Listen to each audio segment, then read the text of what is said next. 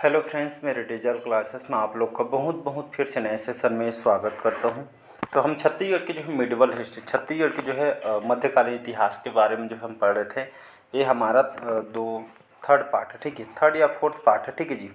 ये हमारा थर्ड या फोर्थ है, तीसरा या चौथा पार्ट है। तो पिछले सेशन को जाके देखिएगा, ठीक है। इससे पहले मैं छत्तीसगढ़ के प्राचीन इतिहास कंप्लीट करा कर चुका हूँ, छत्तीसगढ़ के जनजाति, छत्तीसगढ़ के क्लाइमेट के बारे में, छत्तीसगढ़ के सॉइल के बारे में, छत्तीसगढ़ की मिट्टी, जलवायु, ये सभी मैं पूरा कवर कर चुका हूँ। छत्तीसगढ़ की जनगणना, ठीक है, ये सभी सेशन मैं ले चुका हूँ। अभी जो है छत्तीसगढ़ जैसे मिडिवल हिस्ट्री ख़त्म होती है, इसके बाद जो है हम आधुनिक इतिहास में आएंगे। आधुनिक इतिहास चैप्टर ख़त्म होते हैं तो छत्तीसगढ़ के जो है हम औद्योगिक विकास, जितने भी खनिज संसाधन, उसको पढ़ेंगे, ठीक है जी। लास्ट में आपको जो है उसको लिया जाएगा छत्तीसगढ़ के पंचायती राज, इसके बाद जो कंप्लीट हो जाएगा, ठीक है जी। तो चलिए स्टार्ट करते हैं सेशन को। पिछले सेशन में 32 क्वेश्चन में कवर करा दिए थे। यहाँ पे एक चीज़ मेंशन कर देता हूँ, छत्तीसगढ़ के कोई भी एग्जाम का आप प्रिपरेशन कर रहे हो, छत्तीसगढ़ के कोई भी एग्जाम, ये सभी एग्जाम के लिए, मेंस तक के काम के, आपके जो CGPSC मेंस वगैरह की तैयारी कर रहे होंगे तो उन्हीं एग्जाम के लिए भी काम आएगा, ठीक है। इसको हम पूरा डिटेल के साथ हम पढ़ रहे हैं, ठीक है। तो चलिए स्टार्ट करते हैं। तो 33वां क्वेश्चन है आज का, कवर्धा का जो प्रसिद्ध राजवंश निम्नलिखित कौन था? सोमवंश, नागवंश, मेघवंश या फड़ी नागवंश? तो इसका जो करेक्ट आंसर हो जाएगा डी ऑप्शन। तो कवर्धा का जो प्रसिद्ध राजवंश कौन सा है? तो ये आपका फड़ी नागवंश है, ठीक है। कवर्धा में फड़ी नागवंश की बात करूँ तो शासनकाल कब से कब तक रहा था? तो लगभग 11वीं से 14वीं शताब्दी तक जो है शासनकाल रहा था। शासन क्षेत्र आपका जो है कहाँ पे रहा था? तो ये जो कवर्धा, ये जो है मतलब ये शासन क्षेत्र था हमारे छत्तीसगढ़ में, कवर्धा, कबीरधाम, ठीक है जी। संस्थापक ये आपका कौन थे? अहिराज, FR जो है अहिराज, अहिराज इसके संस्थापक है कवर्धा के फड़ी नागवंश के। इस वंश के अंत समय में कलचुरियों के अधीन शासन इन लोग किए हैं, ठीक है। इसके प्रमुख शासक कौन कौन से थे? ये आपका गोपाल देव, रामचंद्र देव, ये आपको लास्ट में मोनिंग देव, ये जो है तीनों जो है फड़ी नागवंश के जो है शासक हैं, ठीक है। तो इसको सभी को याद रखिएगा। अगला क्वेश्चन देखिएगा। चलिए अगला क्वेश्चन देखते हैं। छत्तीसगढ़ में कलचुरी वंश के अंतिम नरेश कौन थे? अमर सिंह देव, कोकल्ल देव, वृक्ष सिंह देव या सत्यदेव? तो छत्तीसगढ़ में कलचुरी वंश के अंतिम नरेश कौन थे? तो आपका अमर सिंह देव थे, ठीक है। ए ऑप्शन करेक्ट आंसर हो जाएगा। तो रायपुर लहुरी शाखा के अंतिम राजा भी थे ये अमर सिंह देव, कलचुरी वंश के अंतिम नरेश भी है, ठीक है। इसको आपको याद रखना है। इसके संस्थापक आपसे पूछा जा सकता है कि संस्थापक जो है कौन है, जो है कलचुरी के लहुरी शाखा के? तो केशव देव जो है इस वंश के जो है प्रारंभ करता है, ठीक है। तो इसको याद रखिएगा।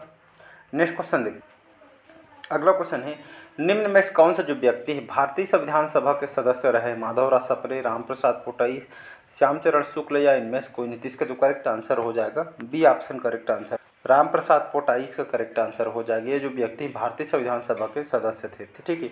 ये जो मिसलेशियस क्वेश्चन यहाँ पे आ गया है, ठीक है जी। यहाँ से क्वेश्चन ये मतलब एक जो क्वेश्चन यहाँ पे जो है आधुनिक इतिहास से जुड़ गया था, ठीक है जी। तो 36वां क्वेश्चन है, कलचुरी और मराठों की प्राचीन राजधानी का गौरव प्राप्त है सिरपुर को, रतनपुर को, आरंग को या राजिम को? ठीक है। तो कलचुरी वंश और मराठो वंश अगर पढ़ेंगे तो प्राचीन राजधानी का जो गौरव प्राप्त आपका जो है रतनपुर है, जिसको टैंक ऑफ सिटी, तालाबों की नगरी, ये जो है रतनपुर रत्नदेव प्रथम ने 1085 ईस्वी में इसको जो है निर्माण कराया था। साथ ही साथ बहुत सारे काम इन्होंने करवाए हैं। तो कलचुरी वंश और मराठा वंश अगर पढ़ेंगे तो श्री रतनपुर के इन्होंने जो है स्टार्टिंग में इसको राजधानी बनाया था, ठीक है जी। इसको याद रखना है। बाकी जो है पार्ट वाइज देखिएगा, पूरा डिटेल के साथ पढ़ाया हुआ है। आप मेंस के भी आप तैयारी कर रहे होंगे ना, छोटा वनडे एग्जाम अगर तैयारी भी कर रहे हो तो उसके लिए तो रामबाण है, मेंस के लिए भी आपका जो है काम आएगा, ठीक है जी। ये जो क्वेश्चन जो कंटेंट तैयार किया है, बहुत मेहनत से इसको तैयार किया गया है, ठीक। इसलिए मेंस से यहाँ से क्वेश्चन, आप कोई भी क्वेश्चन पेपर, कोई भी एग्जाम का क्वेश्चन पेपर उठा के देख लीजिएगा, यहाँ से क्वेश्चन आपको देखने को मिले। अगला क्वेश्चन देखते हैं, बस्तर को, ठीक है जी, छत्तीसगढ़ के जो बस्तर है, छत्तीसगढ़ का अंग इसको कब बनाया था? 1778 में, 1790 में, 1810 में या 1795 में? तो ये आपका 1778 ईस्वी में जो है बस्तर को छत्तीसगढ़ के जो अंग बनाए गए थे। ए ऑप्शन यहाँ पे करेक्ट आंसर हो। चलिए अगला क्वेश्चन देखते हैं। 38 क्वेश्चन है, रत्नदेव, ठीक है, रत्नदेव प्रथम के पश्चात कौन शासक हुआ? या इस जो रत्नदेव प्रथम के बाद जो है यहाँ पे किसने शासन किया था? पृथ्वीदेव प्रथम, रत्नदेव द्वितीय, जाजलदेव प्रथम या उपरोक्त में से कोई नहीं? तो रत्नदेव प्रथम के पश्चात जो है छत्तीसगढ़ में जो है पृथ्वीदेव प्रथम ने यहाँ पे जो है शासन किया। अगर इनका जो कार्यकाल देखेंगे 1065 से लेकर 95 तक इनका जो है कार्यकाल रहा है, ठीक है जी। इनकी किस चीज़ के लिए उपाधि दी गई थी?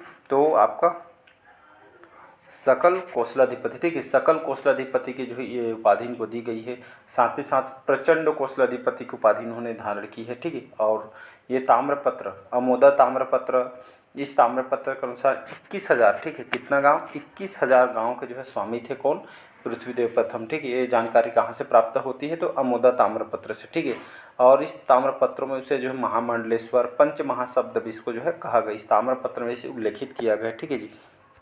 बहुत सारे इन्होंने काम किए हैं, जैसे आपके रतनपुर के जो है विशाल तालाब का भी निर्माण कराया, तुमाड़ में पृथ्वी देवेश्वर मंदिर का निर्माण इन्होंने करवाया था, ठीक है। और बंकेश्वर मंदिर तुमाड़ में चलुस्की का जो है मंदिर इन्होंने निर्माण कराया था पृथ्वी देव प्रथम के द्वारा, ठीक है। चित्तौड़गढ़ जो लाफागढ़ का किला इन्होंने बनवाया था, इसी किले में 3 जो प्रमुख जो प्रवेश द्वार हैं, ये आपका मेनका दरवाज़ा, एम फॉर मेनका दरवाज़ा, एस फॉर सिंह द्वार, और आपका डी थर्ड है आपका एच फॉर हुंकारा द्वार। ये जो है आपका यहीं पे देखने को जो है लाफागढ़ चित्तौड़गढ़ में जिसको बनाया गया है, 3 प्रमुख द्वार हैं, ठीक है जी। चलिए नेक्स्ट क्वेश्चन देखते हैं। अगला क्वेश्चन है 39 क्वेश्चन है, किसने अपने स्वर्ण सिक्कों पर, ठीक है, किसने जो है अपने स्वर्ण सिक्कों पर श्री जाजल देव एवं गज शार्दूल अंकित करवाया था, पृथ्वीदेव द्वितीय, जाजल देव द्वितीय, रत्नदेव द्वितीय, या आपका डी है जाजल देव प्रथम। तो इसका जो करेक्ट आंसर हो जाएगा जाजल्लदेव प्रथम, डी ऑप्शन हो जाएगा करेक्ट, ठीक है। इनको जो है गज शार्दूल, जाजल्लदेव प्रथम पहले कार्यकाल देखते हैं, तो इनका कार्यकाल लगभग 1095 से लगभग 1120 ईस्वी तक इनका जो है शासनकाल रहा है। इनको जो है गज शार्दूल, ठीक है, इनको जो गज शार्दूल के जो है उपाधि इनको दिया गया था। ये इसका मतलब क्या होता है गज शार्दूल का, तो मतलब हाथियों के शिकारी को गज शार्दूल बोलते हैं, इसी के लिए इसको जो है गज शार्दूल की उपाधि दी गई है। इन्होंने त्रिपुरियों के अधीनता को स्वीकार कर दिया और पहली बार स्वर्ण सिक्के छत्तीसगढ़ में यही चलवाए थे, ठीक है, जाजलदेव प्रथम इसने ही चलवाया था। और इन्होंने श्रीमद जाजलदेव और गज शार्दूल चित्रित करवाया था सिक्कों पे, स्वर्ण सिक्के इन्होंने चलवाए, और जिसमें श्रीमद यहाँ देख सकते हैं स्वर्ण सिक्को इन्होंने चलाया था और श्रीमद जाजलदेव एवं गज शार्दूल अंकित इन्होंने करवाया था, ठीक है जी।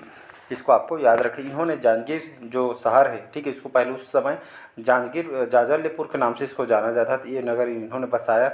और हर साल यहाँ पे जो उनके याद में जाजल महोत्सव का भी आयोजन यहाँ पे किया जाता है। मंदिर इनके द्वारा बनवाया गया था जाजलपुर में विष्णु मंदिर, जिसको नक्टा मंदिर निर्माण इन्होंने कराया था। पाली के शिव मंदिर जो कोरबा है इसका जीर्णोद्धार करवाया था, ठीक है। बाकी जो ये पाली के जो शिव मंदिर है कोरबा में, ये इसका निर्माण तो बाणवंशी शासक विक्रमादित्य द्वारा करवाया गया था, लेकिन इसका जो जीर्णोद्धार इन्होंने करवाया था आपका जो है जाजलदेव प्रथम ने, ठीक है जी। तो इसको याद रखना है, बहुत इंपॉर्टेंट क्वेश्चन है। नेक्स्ट क्वेश्चन देखते हैं। चलिए अगला क्वेश्चन है 40 क्वेश्चन है कि छत्तीसगढ़ राज्य में, ठीक है, हमारे छत्तीसगढ़ राज्य में मराठों की शासन पद्धति कैसी थी, ठीक है। तो ये आपका जो है नारंग पद्धति थी, दोहरी पद्धति थी, एकल पद्धति या सूबा पद्धति। तो इसका डी ऑप्शन हो जाएगा करेक्ट। तो छत्तीसगढ़ में मराठों की शासन पद्धति कैसी थी, तो इन लोग का जो है सूबा पद्धति थी, ठीक है। सूबा पद्धति किसको बोलते हैं, तो सूबा पद्धति जो है सूबेदार के जो है शासक नहीं होते थे, ये जो है मराठों के अधीन अधिकारी होते, ठीक है। तो सूबा पद्धति जो है सूबेदार, इस एक तरह का सूबेदार होते थे, जिसमें वे मराठों के अधीन ये अधिकारी होते थे, जिसको सूबा पद्धति बोलते हैं। इस शासन पद्धति में जो है इसके अंतर्गत जो है अनेक सूबेदारों को नियुक्ति की जाती है। बाकी इसका जो वर्णन हम बताएंगे किया जाएगा, कौन कौन इसके शासक, जैसे क्वेश्चन आएगा इसमें बता देता हूँ, ठीक है। इसको बताएंगे क्वेश्चन आएगा तो इसमें महिपत राव दिनकर ये जो है छत्तीसगढ़ के प्रथम सूबेदार हैं, और यादव राव दिवाकर ये जो है इसके अंतिम शासक है सूबा शासन के अंतर्गत, ठीक है जी। राजधानी जो है रतनपुर को जो है राजधानी बनाया था। सूत्रधार इसके ब्रह्मकोजी भोसले हैं। समाप्त ये जो पद्धति को जेनकिंस के द्वारा किया था, ठीक है जी। बाकी जो है बता दिया सूबा पद्धति को। अगला क्वेश्चन देखिए, चलिए 41 क्वेश्चन देखते हैं। मामा भांजा का जो मंदिर का निर्माण किस वंश के शासकों द्वारा करवाया गया था, सोमवंश, छिंदक नाग वंश, काकती वंश या पांडु वंश। तो इसका जो है बी ऑप्शन करेक्ट आंसर हो जाएगा। तो मामा भांजा का जो मंदिर का निर्माण किस वंश के शासकों के द्वारा करवाया गया था, छिंदक नाग वंश के द्वारा करवाया गया था 1023, ठीक, 1023 से लेकर 1324 तक जो है इनका जो है शासनकाल रहा था, ठीक है। चक्रकोट बारसूर क्षेत्र दंतेवाड़ा यहाँ पे जो है इसको जो है राजधानी इन्होंने बनाई थी छिंदक नाग वंश ने, ठीक है। यहाँ पे जो है इसके प्रमुख शासक अगर देखेंगे तो नृपति भूषण, एन फॉर नृपति जो भूषण इसके संस्थापक है। धारावर्ष, मधुरांतक, सोमेश्वर प्रथम, कन्हर देव, ये सभी जो है इसके प्रमुख शासक हैं। हरिश्चंद्र जो इसमें जो है अंतिम शासक है। 10 शासक हैं, जिसमें प्रथम बताया नृपति भूषण इस वंश के संस्थापक है, अंतिम हरिश्चंद्र इसके अंतिम शासक हैं, ठीक है। ये सभी को आपको याद रखना है। नेक्स्ट क्वेश्चन देखते हैं। चलिए अगला क्वेश्चन देखते हैं। 42 क्वेश्चन है। भोरमदेव मंदिर, ठीक है जी। भोरमदेव मंदिर का निर्माण ये आपका हुआ था छिंदक नागवंश के शासनकाल में, नल नागवंश में, फड़ी नागवंश के काल में, या कलचुरी वंश के काल में। तो इसका जो करेक्ट आंसर हो जाएगा सी ऑप्शन हो जाएगा। तो फड़ी नागवंश के काल में जो है भोरमदेव मंदिर का निर्माण कराया गया था, ठीक है। बाकी जो फड़ी नागवंश के बारे में बता दिया। फड़ी नागवंश काल में हुआ था कौन से शासक थे? गोपाल देव, ठीक है। गोपाल देव थे। इन्होंने 1089 ईस्वी में लगभग 11वीं शताब्दी में कवर्धा में छपरी ग्राम में भोरमदेव मंदिर का निर्माण कराया। भोरमदेव मंदिर यहाँ के जो कलाकृति और मूर्ति के कारण बहुत ही प्रसिद्ध है, ठीक है जी। गोपाल देव के जो सहयोगी थे लक्ष्मण देव राय इनके सहयोगी थे, इनके हेल्प किया गया था इनके जो मंदिर बनाने में, ठीक है। भोरमदेव मंदिर जो है ये जो है चंदेल वंशी खजुराहो मंदिर के समान होने के कारण छत्तीसगढ़ का खजुराहो इसको कहा जाता है। भोरमदेव मंदिर जो है नागर शैली में, ठीक है। भोरमदेव मंदिर नागर शैली से यहाँ पर निर्माण हुआ है। भोरमदेव ये भगवान आदिवासी मतलब जो है खास करके आदिवासी देवता है। भोरमदेव मंदिर का जो निर्माण फड़ी नागवंश के काल में हुआ था लगभग 11वीं शताब्दी में 1089 ईस्वी में, ठीक है। यहाँ पर लिख देता हूँ 1089 ईस्वी में आपका बना हुआ है, ठीक है जी। इसके गोपाल देव इसके जो है निर्माण करता है। नेक्स्ट क्वेश्चन देखते चलिए नेक्स्ट क्वेश्चन देखते हैं। मड़वा महल, ठीक है। तो मड़वा महल का निर्माण किसने करवाया था? गोपाल देव, रामचंद्र, ब्रह्मदेव या विष्णुदेव? तो इसका जो करेक्ट आंसर हो जाएगा रामचंद्र देव, बी ऑप्शन हो जाएगा। तो पहले बात मड़वा महल जो आपका कौन से जिले में है? तो ये आपका कवर्धा में है, ठीक है। रामचंद्र देव ने 1349 ईस्वी में लगभग 14वीं शताब्दी में मड़वा महल जिसको दूल्हा देव भी कहते हैं, छेवकी महल इसका निर्माण जो है करवाया गया था। ये आपका विवाह का प्रतीक भी माना जाता है, ठीक है। शुभ माना जाता है। यहाँ पे कलचुरी जो राजकुमारी अंबिका देवी के विवाह जो है मड़वा महल में यहीं पे हुआ था। कवर्धा महल का डिजाइन महाराजा धर्मराज सिंह के द्वारा किया गया था। महल के प्रथम गेट को हाथी गेट या हाथी दरवाज़ा कहा जाता है, ठीक है जी। ये आपके पीएससी में एक बार क्वेश्चन आया हुआ है, ठीक है। सभी क्वेश्चन जो है इम्पोर्टेंट है, ऐसा मतलब कोई भी क्वेश्चन जो है मतलब अपने से नहीं बता, कंटेंट पे जो है क्वेश्चन जो सिलेबस के अकॉर्डिंग तैयार किया रहता है। कलचुरियों की कुल देवी क्या थी? तो मैं बताया था कलचुरी की कुल देवी गजलक्ष्मी थी, लक्ष्मी, दुर्गा माँ या काली माँ। तो इसका ए ऑप्शन हो जाएगा। कलचुरियों की कुल देवी यहाँ पे गजलक्ष्मी थी, ठीक है। चलिए बढ़ते हैं। अगला क्वेश्चन 45 क्वेश्चन है कि छिंदक नागवंश का राज्य कहाँ पे स्थित है? रायपुर में, रायगढ़ में, बस्तर में या पे कवर्धा? इसका सी ऑप्शन करेक्ट आंसर हो जाएगा। तो छिंदक नागवंश का जो है मतलब कौन से जिला में इनका जो है मतलब राजपाट चल रहा था? तो बस्तर में जो इनका जो है राजपाट चल रहा था, ठीक है। बारसूर क्षेत्र, दंतेवाड़, चक्रकोट में इनका जो है राजधानी इन्होंने बनाया था। शासनकाल बताया था लगभग 1023 से लेकर 1324 तक इनका जो है शासनकाल रहा था, ठीक है जी। इसमें नृपति भूषण, ठीक है, इसके संस्थापक है। अंतिम शासक हरिश्चंद्र इसके जो है अंतिम शासक है, ठीक है जी। तो इसको याद रखिएगा। अगला क्वेश्चन देखते हैं। कलचुरियों की रायपुर शाखा की स्थापना कब हुई थी? 10वीं, 13वीं, 8वीं या 14वीं शताब्दी के अंतिम? इसका जो करेक्ट आंसर हो जाएगा 14वीं सदी के जो अंतिम भाग में कलचुरियों की रायपुर शाखा की जो स्थापना हुई थी, रायपुर के कलचुरियों की लहुरी शाखा के अंतर्गत, ठीक है। लगभग 14वीं शताब्दी की जो है वीर सिंह देव के शासनकाल के दौरान कलचुरी साम्राज्य का विभाजन जो है यहाँ पे हो गया। कलचुरियों की जो नवीन शाखा के रूप में लाहौरी शाखा का उदय हुआ है और रायपुर में हुआ, जिसके प्रथम शासक केशव देव थे, ठीक है। अंतिम शासक अमर सिंह देव है, इसको आपको याद रखना है, ठीक है। नेक्स्ट क्वेश्चन है रायपुर की कलचुरियों की आरंभिक राजधानी क्या थी? ठीक है, तो आरंभिक कौन सी राजधानी थी? खल्लावाटिका, जिसको खल्लारी बोलते हैं, तो माड़, लोरमी या आपका लोरमी है, और इनमें से कोई नहीं। तो रायपुर में कलचुरी शाखा के आरंभिक जो स्टार्टिंग में किसको राजधानी बनाई थी?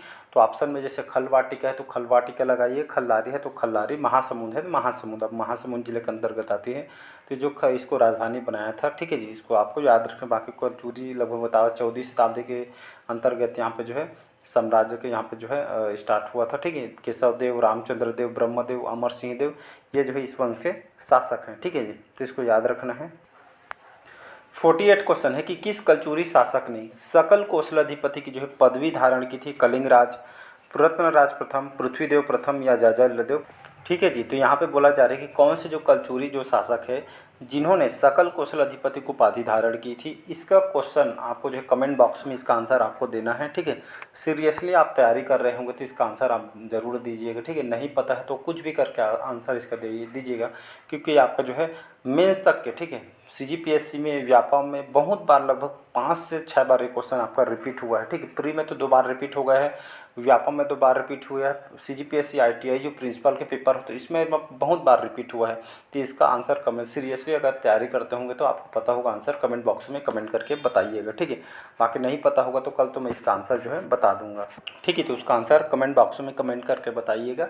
मान के चलिए कि आज का आपका होमवर्क दिया गया, ठीक है जी। तो होमवर्क को कंप्लीट कीजिएगा।